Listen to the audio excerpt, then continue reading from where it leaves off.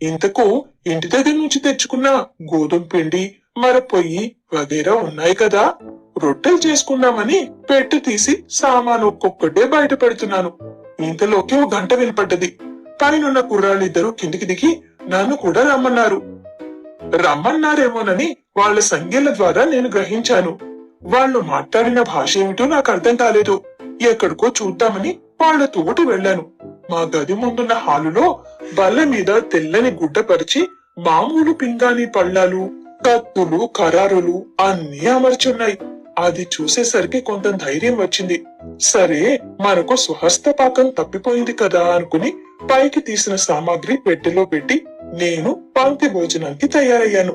మొత్తం 30-40 మంది దొరలున్నారు. 10-15 దొరసానులున్నారు. అంతా కులాసాగా మాట్లాడుకోవడం ఆరంభించారు. వాళ్ళు ఏ భాష మాట్లాడుతున్నది నాకు తెలియలేదు. ఫ్రెంచ్ స్టీమర్ అన్నారు గనుక ఫ్రెంచ్ ఏమో అనుకున్నాను. అంతా నన్ను నా వేషము చూసి లోపలేమనుకున్నారో గాని వాళ్ల భాషలో నన్నేదో అడిగారు. నేను ఇంగ్లీష్ లో సమాధానం చెప్పాను. వాళ్ల భాష నాకు తెలియదని వాళ్ళంతా వెర్రి మొహాలు వేసుకుని నాకేసి చూశారు. పోనీ తెలుగును చెప్తామా అనుకున్నాను. అయినా వీళ్ల మొహం ఇంగ్లీషే తెలియని వాళ్లకు తెలుగేమి తెలుస్తుంది అనుకున్నాను. ఇక లాభం లేదనుకుని వాళ్ల ధోరణిన వాళ్ళు కబుర్లు చెప్పుకుంటున్నారు. నా మట్టుకు కొంచెం భయం వేసింది. స్టీమర్ లో ఇంగ్లీష్ వచ్చిన వాళ్ళు లేనట్టున్నారు. మనతోటి మాట్లాడే వాళ్ళైనా ఎవళ్ళు ఉండరు కాబోలు. కాలం ఎలా గడుస్తుందా అనుకున్నాను. ఇంకో క్షణానికల్లా వడ్డన ఆరంభమైంది. ఈ వడ్డన పద్ధతి తమాషాగానే ఉంది.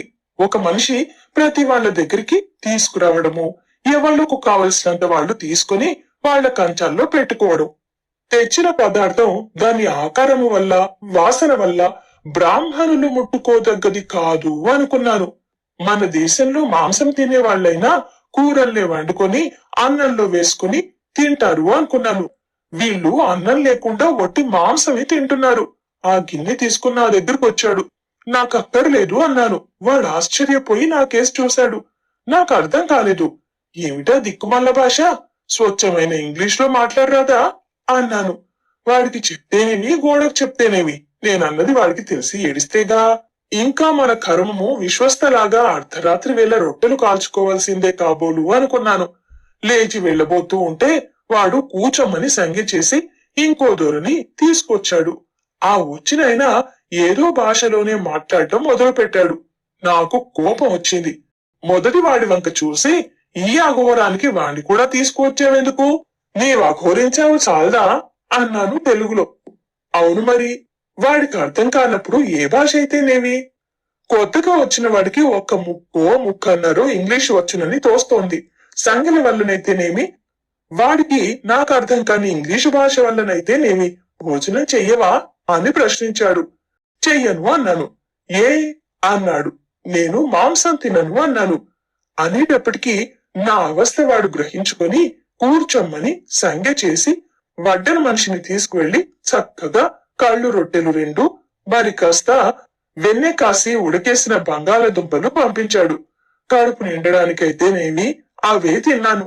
అది పూర్తయ్యేటప్పటికి అందరికీ కూడా సగ్గుబియ్యము, క్షీరాన్నము తీసుకొచ్చాడు. సరే, ఇది బాగుందనుకుని నాకిష్టం కావడం వల్ల మరి కాస్త పుచ్చుకున్నాను.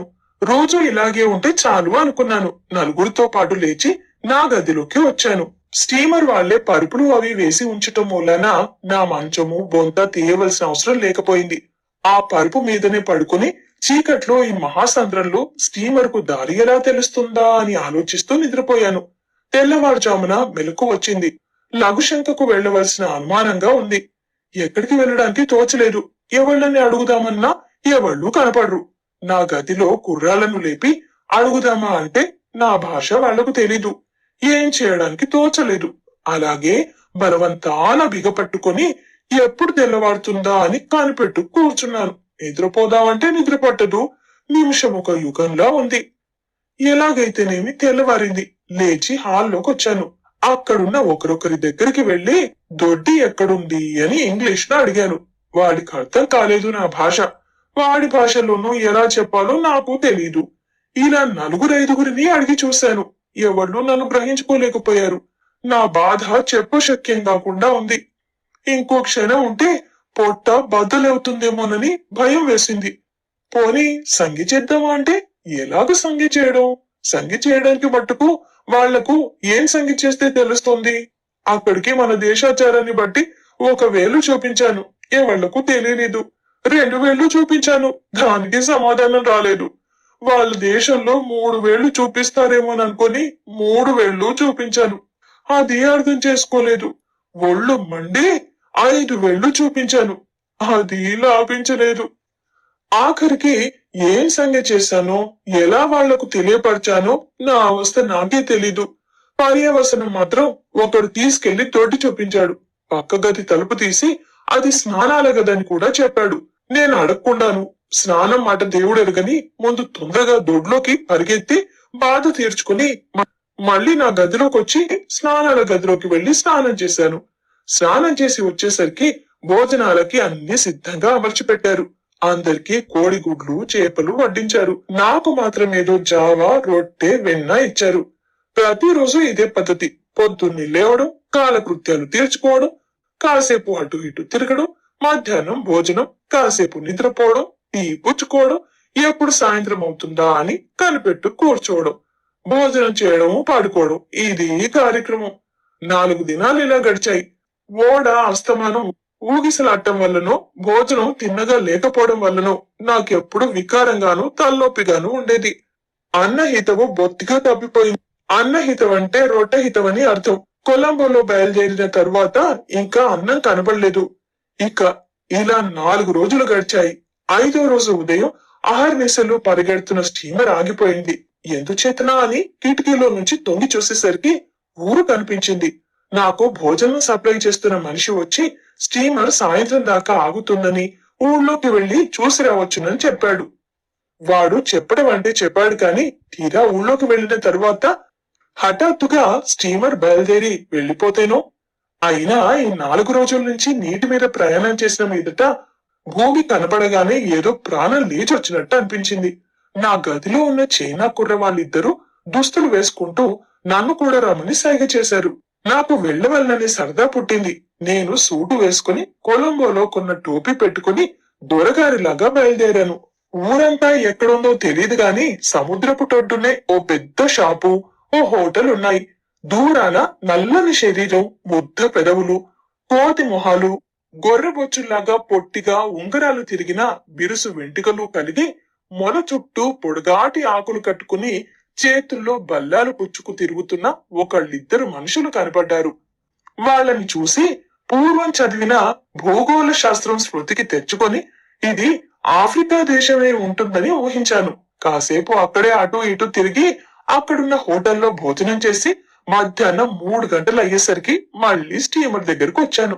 సాయంత్రం 6 గంటలకు బయలుదేరింది. నా పేరు స్టీమర్ మీదున్న వాళ్ళెవ్వరూ నోట పట్టలేకపోయారు. నేను కొలంబోలో ఎక్కాను కనుక నన్ను కొలంబో గారు అని పిలవడం మొదలు పెట్టారు. నాతోటి మాట్లాడే వాళ్ళెవరూ లేకపోవడం వల్ల, మామూలుగా వాళ్ళు తినే తిండి తినకపోవడం వల్ల, వాళ్ళు తాగే కళ్ళు నేను తాగకపోవడం వల్ల నాకు లోపల ఎలాగో ఉండేది. తక్కిన వాళ్ళందరికీ కూడా నా అవస్థ చూసి జాలి వేసిందని తోస్తోంది.